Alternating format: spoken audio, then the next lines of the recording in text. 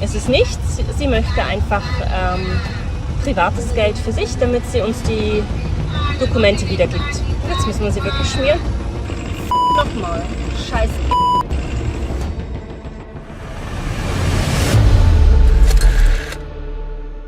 Willkommen bei unserem zweiten Teil von Guinea-Bissau. Es ist einiges passiert. Vom wunderschönen Sandstrand bis zur Polizeikorruption haben wir hier alles erlebt. Die Drohne durften wir uns bei unseren tollen Nachbarn einmal ausborgen. Die Tage am Strand waren ein Traum. So entspannt konnten wir noch nie unseren Alltag erleben. Da stimmt die Work-Life-Balance definitiv. Tag 3 hier an diesem wunderschönen Strand. Susanne schneidet jetzt das Video Senegal. Das habt ihr bestimmt schon gesehen. Falls ihr es nicht gesehen habt, oben auf den Videolink klicken und sich für später oder ihr schaut es vorher an. Ja, aber wir sind hier im Genießen. Es laufen hier gleich noch Kühe durch. Es ist einfach so surreal hier alles. Und das Krasse ist wirklich, du hast hier deine Ruhe. Da kommen pro Tag 4 bis 6 Einheimische durch. Mehr nicht. Du hast keine Touristen und du hast diesen Strand, der wirklich an Fluch der Karibik erinnert, einfach für dich alleine. Und ja, jetzt kommen die Kühe zu uns. Das ist Afrika. Wir haben jetzt ein paar Kühe.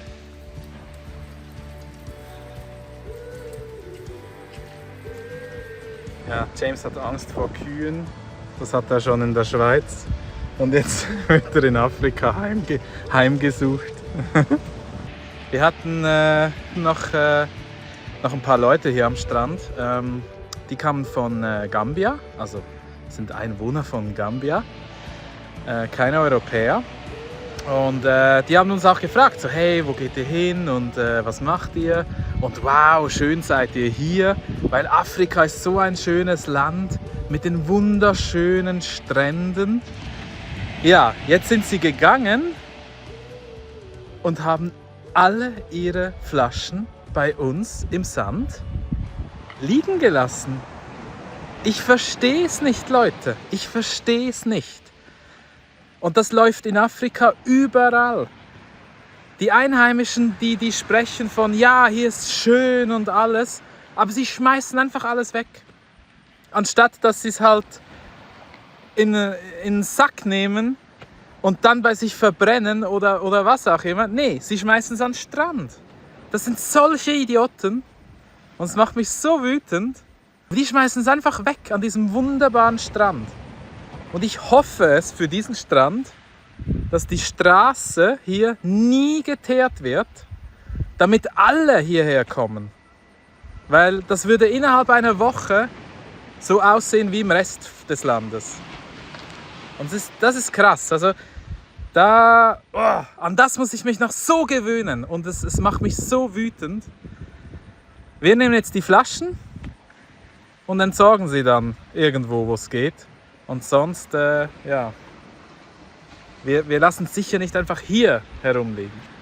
Das geht einfach nicht.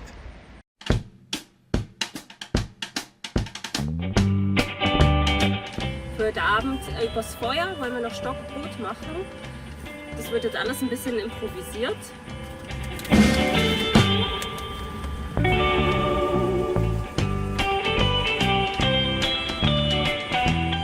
Da wir keinen Zucker haben, nehmen wir jetzt einfach mal Honig. Ich hoffe, das funktioniert auch.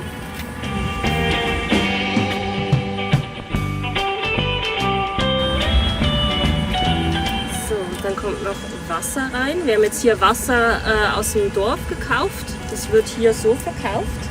Okay, James? Das ist ein bisschen unpraktisch. Theoretisch sollten es irgendwie 240 Milliliter werden. James, das ist nichts für dich. Eigentlich gehört auch noch etwas Öl rein, aber das haben wir jetzt nicht.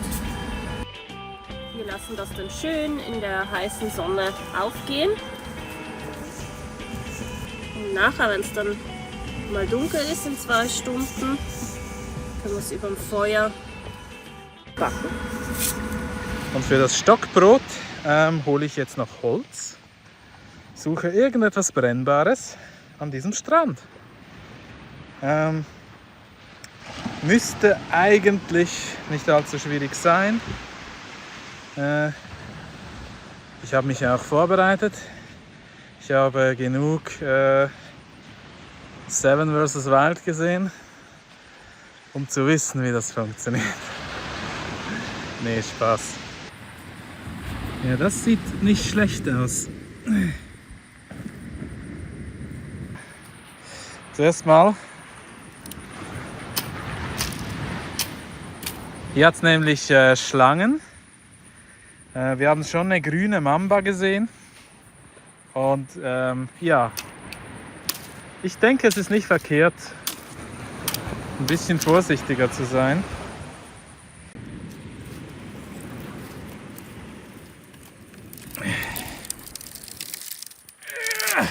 Ja, ich brauche noch ein bisschen mehr.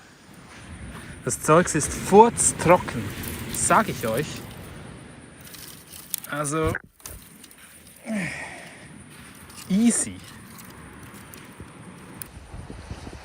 So, und endlich ist der Mann mit dem Holz da zum Feuer machen. Mit einer gescheiten Auslöser. Aber er denkt, das ist mega viel. Also lassen wir ihn bei dem Gefühl. Ich kann für unsere Familie sorgen. Super. Es freuen sich alle. Yay!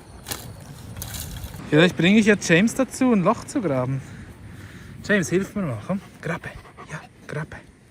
Komm, hopp, grabe. Ja, fest, grabe. Hopp, hopp, hopp, hopp. Ja, okay, ich mach's alleine.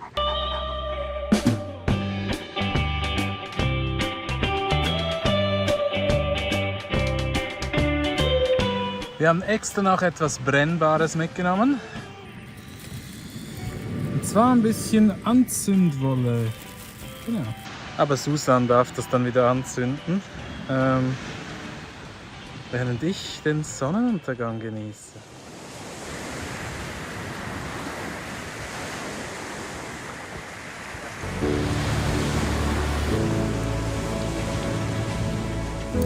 Was für ein Sonnenuntergang.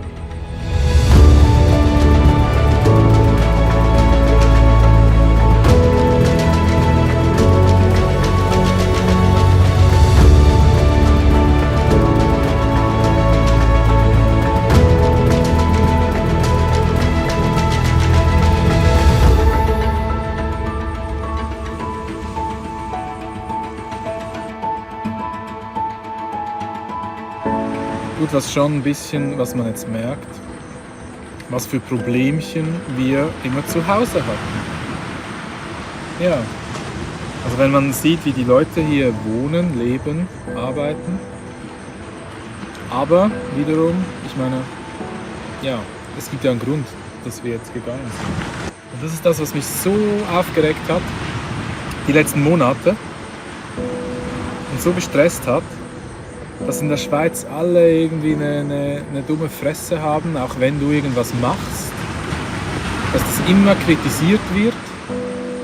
Ja. Du hast keinen Raum zum Entwickeln. Ja, null. Und dann wird alles teurer, ja, das ist auch so. Und klar, in der Schweiz ist es vielleicht noch schöner als in Deutschland, aber das wird, wenn das so weitergeht, wird das in Zukunft auch nicht besser. Und deswegen, ja, gehen wir ja jetzt. In ein Land oder auf einem Kontinent, der sich noch stark entwickeln kann und auch sollte. Genau. Und auch gerade, glaube ich, dabei ist, sich zu entwickeln. Ja. Die Leute haben hier, glaube ich, ganz andere Probleme, die wirklich Probleme auch sind und nicht gekünstelte Probleme. So, wir haben für heute noch 2 Nachbarn aus den Niederlanden bekommen. Und ja, die sind auch unterwegs nach Südafrika. Und wir spielen dann heute noch zusammen ein bisschen Brettspiele und lassen den Abend ausklingen. Ja, für einmal nicht alleine, aber ist ja auch mal toll. Und die Hunde finden es auch mega.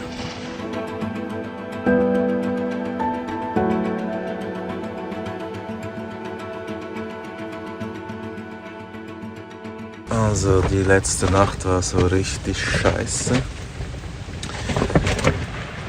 Kaum was geschlafen. Es stürmt. Um 3 kamen noch Fischer vorbei und haben gleich vor uns irgendwelche Krebse gesammelt. Die Hunde haben dann natürlich gebellt. Ja, und jetzt schauen wir, dass wir das zusammenpacken. Und dann fahren wir los Richtung Bissau. Bye bye, schöner Strand.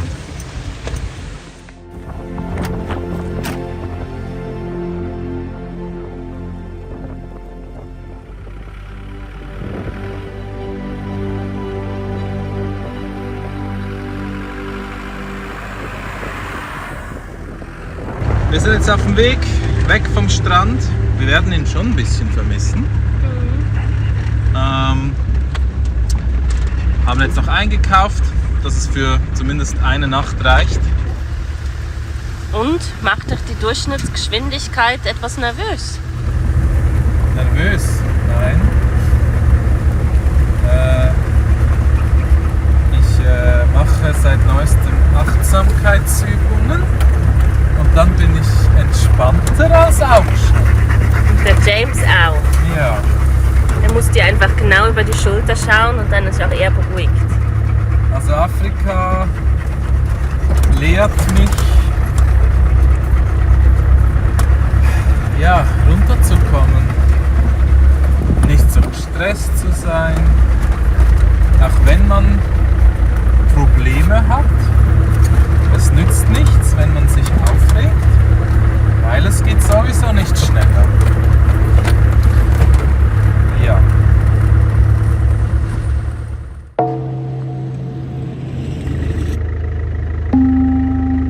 Ich glaube, sie will Fahrzeugpapier. Hast du sie schnell? Ja. Hast du mir schnell dein Handy wegen der Deeple-App? Weil ich kein Portugiesisch.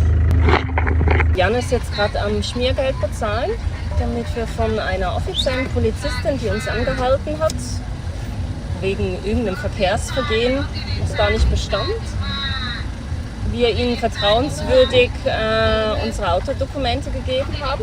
Diese bisher von der Polizei, alles offiziell. Es ist nichts, sie möchte einfach privates Geld für sich, damit sie uns die Dokumente wiedergibt. Und jetzt müssen wir sie wirklich schmieren.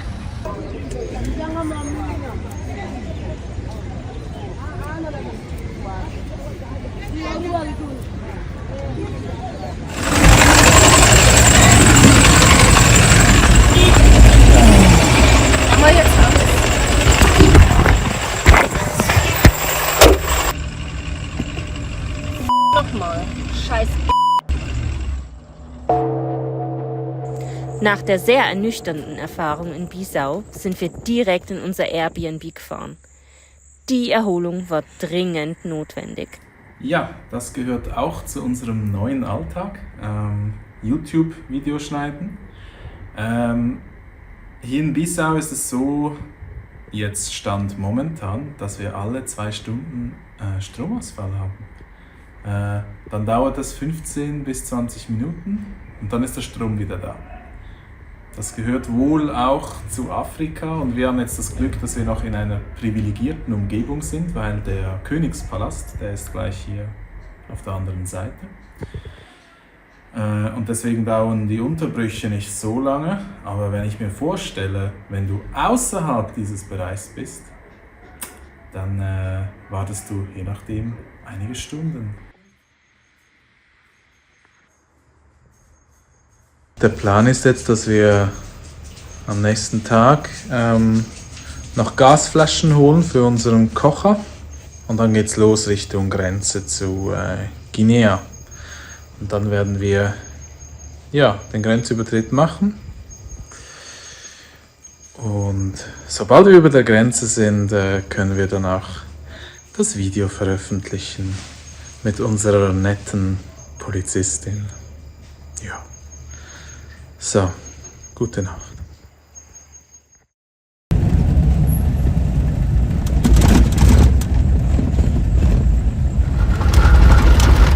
Dass ich keinen Bock habe auf diese Straßen. Wieso? Hey. Ich meine, ist klar, man liest darüber, man sieht es auf YouTube, aber wenn man es dann selber fährt, über Stunden, und ich bin von Natur aus keine Person, welche viel Geduld hat, also momentan habe ich die Schnauze echt voll von diesen Straßen. Dabei hat es jetzt erst angefangen. Und das ist eine gute Straße. Nachher kommt Guinea und dann wird es so richtig scheiße und ich habe jetzt schon keinen Bock mehr. Wir haben viel früher jetzt angehalten und werden auch hier pennen, weil das mit den Hunden, das geht so nicht. Keine Chance. Sind beide mega gestresst wegen den Pisten. Und jetzt werden wir unsere Strategie ein bisschen ändern. Heißt, wir fahren jetzt kürzere Strecken, dafür halt täglich, dass wir ein bisschen weiterkommen. James, hey! Aber der ist völlig gestresst, wirklich. Und also wir auch, klar. Wir hoffen jetzt, dass wir heute nicht so gestört werden hier. Die Straße ist gleich nebenan, es hat auch noch Häuser.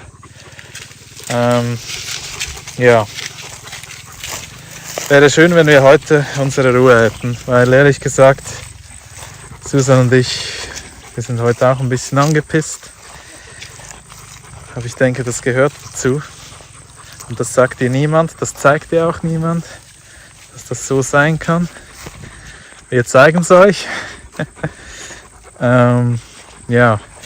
Ich denke, der große Hänger, der kommt dann noch, wenn wir dann weiterfahren. Wir haben ihn jetzt schon ein bisschen. Da ist wohl jeder ein bisschen anders. Und jetzt gilt es, wieder runterzukommen, tief Luft zu holen. Und am nächsten Tag geht es wieder weiter.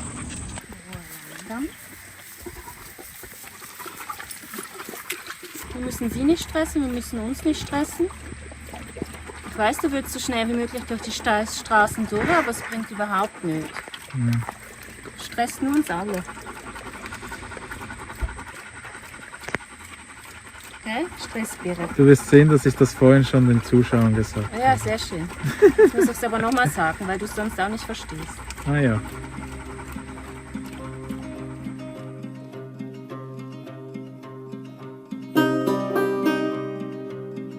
Nachdem wir James mit ein bisschen Fleisch ins Auto gelockt haben, und das hat ziemlich gut funktioniert, geht's jetzt los. Susan fährt heute. Vielleicht hat sie mehr Geduld als ich, aber ich denke, das wird so sein.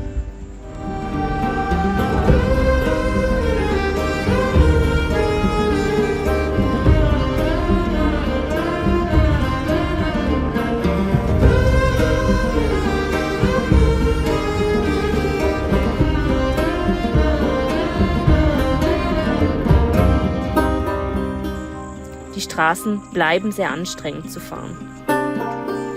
Natürlich habe ich versucht, uns alle die Ruhe reinzubringen, was auch nicht allzu schlecht funktioniert hat.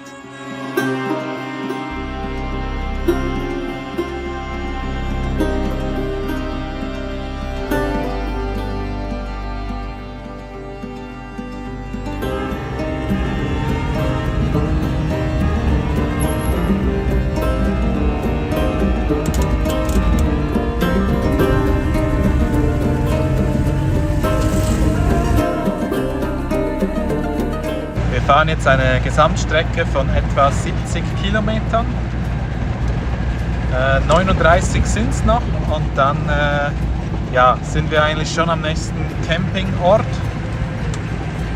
Der ist nicht auf iOverlander zu finden, sondern den haben wir jetzt via Google mal ausfindig gemacht.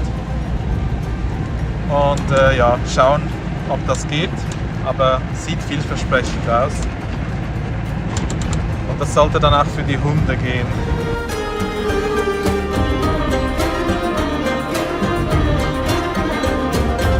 Wir haben einen Spot gefunden an der Straße und ja, die Familie von gegenüber, die kam auch noch vorbei. Ich habe schnell nachgefragt, ob das okay ist. Wir haben ihnen noch ein bisschen Wasser da gelassen, 3 Liter. Ja, das ist die Bezahlung, dass wir auf ihrem Land stehen dürfen.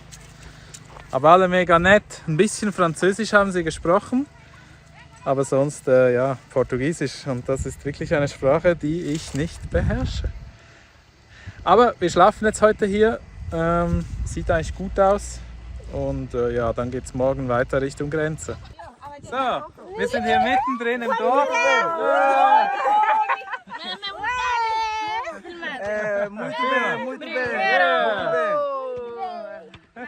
Ich glaube, viele Touristen kommen hier nicht vorbei.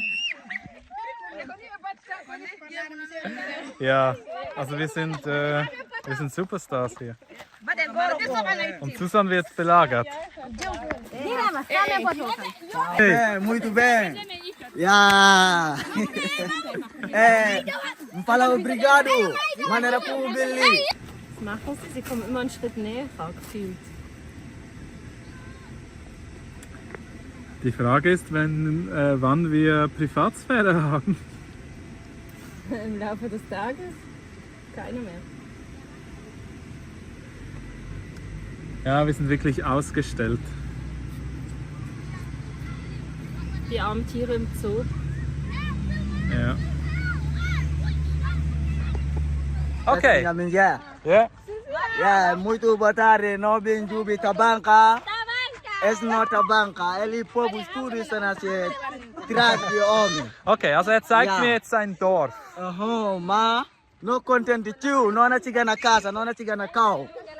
Yeah, não na chiga na cão. Casa. Casa. Yeah. Yeah, não na Okay. chiga na casa. Pai Jubi, bom casa ist drito. Okay, also Ja. wir gehen jetzt mal das Haus anschauen. So viel versteht, glaube jeder jetzt. Ja. Und dann schauen wir mal. Ja. Er spricht Kreolisch. Yeah, Creole. I mean Creole kim wobe, Creole. Creole. Ali amigo, estudi amigo. Amiga estudo. Yeah, esse no casa. Okay. Esse no casa. Então no content tio. Boja estudo ili. Boja. No content maneira kubuchiga ali. Está bem? Amin. Alinya kubiku. Ah, Muito bem. Esse nyaminge. Papi ya esse fonte de água. Mostra o casa. ja, Mostra o nyaminge. gucken. Muito bem. Mas não catena nada, não misti para o judano. Esse água de muito bem. Muito bem. Yeah, muito bem. Okay. Es ist unglaublich laut und wir verstehen uns irgendwie. Oui. No kawabi Creole. Francis, no kawabi Ja. Creole. Boja. Aber es ist schon. Nya pape li kita dumi. Oui. Mai kasai bai Bissau. Okay, Bissau. Bissau, sim. Ah, ja. Bissau. Bissau. Boja. Estudo e content de papel de bolso. Boja. Estudo li ina bim para trás. E content. Ja. E content sim. Content. Ja. De bom. Bon. Ja. Buru. Buru. Ja, Buru. Esel. Esel. Donkey. Muito bem. Vaca.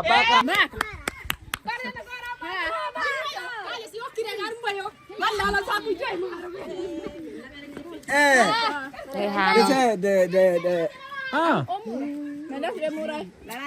Lorenza. ah l'orange. Lorenza, the man. Olha, Ah. sabe. Era. Hey. Esse tudo ali na tabanca. Yeah. Tava sinjang Dar es Salaam. Dessa pa criole com obi, criole. Ma yeah. português, então obi francês, então obi. Boia. Ja, Ich verstehe kein Wort. Ja. Muito bem. Ah. Bebê. Oh, Pepe. Yeah. Bebê. Muito bem. Muito Yeah. bem. Okay, merci. Merci, ah. Merci. No, content with you. Hey. Manera como Chigali. Oui. Content with you. YouTube. Yeah, YouTube. Yeah. Nome Usmani. Yeah, Oui. Osman. Yeah, Usman. Osman, Jan. Ja. Okay, also ich weiß nicht, was man davon alles reinschneiden kann, weil man versteht nichts. Hey, obrigado. Ja, obrigado. Hey. So, aber ja, mega herzlich. Viel haben sie nicht, das ist so. Und es ist schon krass, wie sie hier ihr Leben so meistern. Und trotzdem diese Lebensfreude haben. Also das ist in Europa bei vielen Menschen nicht so. Susan! Ja. Oh, das war laut, aber das... Oh mein Gott.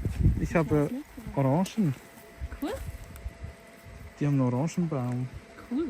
Ich denke noch ein bisschen reifen und dann Ja, cool. sind die... Ja. Aber meinst du nicht, das ist sowas wie... Zitrusfrucht vielleicht, ja. Das ist keine Orange. Für Guinea drucken wir jetzt noch die, also unsere E-Visa aus. Und zwar 2-mal pro Person. Weil eines behalten sie und das andere wird für uns gestempelt. Und da sind wir wirklich froh, dass wir unseren mobilen Drucker hier dabei haben, um alles Erforderliche einfach so drucken zu können. Wir haben easy geschlafen. Die Leute haben uns auch nicht weiter dann bedrängt. Es war mega ruhig. Ja, und jetzt kommt die Sonne und wir machen uns bereit, um über die Grenze nach Guinea zu kommen.